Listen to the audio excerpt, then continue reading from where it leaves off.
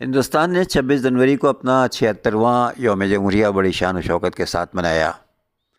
کرتویہ پتھ پر ایک شاندار پریڈ کے ساتھ منائی گیا اس تقریبات کو بہت لوگوں نے دیکھا۔ ہندوستان کی فوجی طاقت اور ثقافتی ورثے کی نمائش کے لیے یہ پریڈ خاص رہی۔ انڈونیشیا کے صدر پرابو سیناتواس اس خصوصی موقع پر مہمان خصوصی تھے۔ صدر دروپدی مرمو نے کرتویہ پتھ پر ترنگا لہرایا۔ اس کے بعد قومی ترانہ اور 21 توپوں کی سلامی ہوئی۔ اس بار یوم جمہوریہ کے پریڈ میں 16 ریاستوں، مرکز کے زیر انتظام علاقوں اور 15 مرکزی وزارتوں کی جھانکیاں بھی شامل کی گئی تھیں۔ واضح رہے یہ جھانکیاں ہندوستان کے ثقافتی تنوع اور ترقی کو ظاہر کرتی ہیں۔ پنجاب کی جھانکی میں پتھر پر آرٹ ورک کی باریک تفصیلات کو ذہن میں رکھا گیا تھا۔ اس میں عظیم صوفی بزرگ بابا شیخ فرید کی خوبصورت تصویر نظر آتی ہے۔ ٹیبلوں میں پنجاب کے زرعی پہلو کو بھی دکھایا گیا تھا۔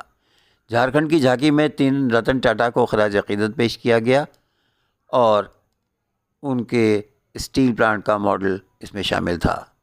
دیواروں قبائلی فن اور سہرانی آرٹ کی نمائش کی گئی۔ جھانکی میں سرائیکیلا کے چھاؤ ڈانس کا پرفارمنس بھی تھا۔ اس بار ہندوستان میں جدید ترین دفاعی نظام جیسے برہموس، پناکا اور آکاش کی نمائش کی گئی۔ اس کے علاوہ DRDO کا سطح سے سطح تک مار کرنے والا ٹیکنیکل میزائل پر بھی پہلی بار پریڈ میں استعمال کیا گیا۔ ہندوستانی فوج کے جدید ترین آلات کی نمائش بھی کی گئی، جس میں T-90 بھیشم ٹینک، ناگ میزائل سسٹم، اگنی بان ملٹی پیرل راکٹ لانچر اور بجرنگ لائٹ اسٹیبلش گاڑی شامل ہے۔ اس بار پریڈ میں تینوں فوجوں کے ٹیبلوز دکھائی دیے جس کا موضوع مضبوط اور محفوظ ہندوستان تھا۔ ارجن جنگی ٹینک، تیجس لڑاکا طیارہ اور جدید ہلکے ہیلی کاپٹروں کی نمائش کی گئی ہے۔ اداکار سیف علی خان پر حملے کے کیس کے سلسلے میں تازہ ترین انکشافات سامنے آ رہے ہیں۔ پولیس کی تحقیقات کے مطابق جس دن سیف علی خان کے گھر پر حملہ ہوا اس دن سے حاصل کیے گئے 19 فنگر پرنٹس ملزم شہزاد کے نمونوں سے ہم آہنگ نہیں ہیں۔ CID کرمنل انویسٹیگیشن ڈپارٹمنٹ نے ان فنگر پرنٹس کا موازنہ کیا اور یہ ثابت ہوا کہ ان میں سے کوئی بھی نمونہ ملزم شہزاد کے فنگر پرنٹ سے مطابقت نہیں رکھتا ہے۔ اس انکشاف کے بعد پولیس کی تحقیقات مزید گہری ہو گئی ہے۔ اس دوران ملزم شہزاد نے پولیس کے سامنے اہم اعترافات کیے ہیں جن سے اس کیس کی مزید پیچیدگی بڑھ گئی ہے۔ شہزاد نے بتایا کہ وہ پہلے شاہ رخ خان کے بنگلے منت میں چوری کرنے کی کوشش کر چکا تھا، لیکن وہاں وہ ناکام ہو گیا تھا۔ اس ناکامی کے بعد اسے سیف علی خان کے گھر میں چوری کرنے کا منصوبہ بنایا تھا تاکہ وہ ہندوستانی دستاویزات بنانے کے لیے پیسوں کا انتظام کر سکے۔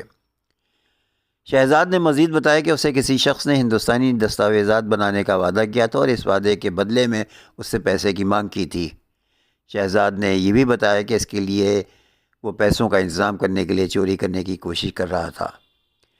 پولیس نے بتایا کہ وہ اس شخص کی تلاش کر رہی ہے جس نے شہزاد کو ہندوستانی دستاویزات بنانے کا وعدہ کیا تھا۔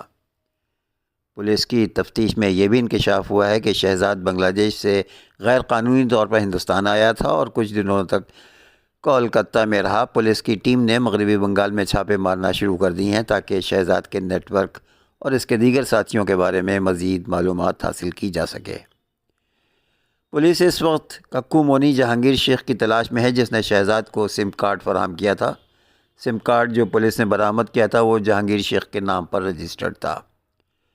پولیس کا کہنا ہے کہ ان تحقیقات سے مزید اہم معلومات حاصل ہو سکتی ہیں اور اس کیس کی مکمل تفتیش کر رہی ہے تاکہ اس پیچیدہ کیس کی حقیقت سامنے آ سکے۔ ہمارے اس پروگرام کو اگر آپ نے پسند کیا ہو تو اس کو لائک، شیئر اور کمنٹ کیجیے۔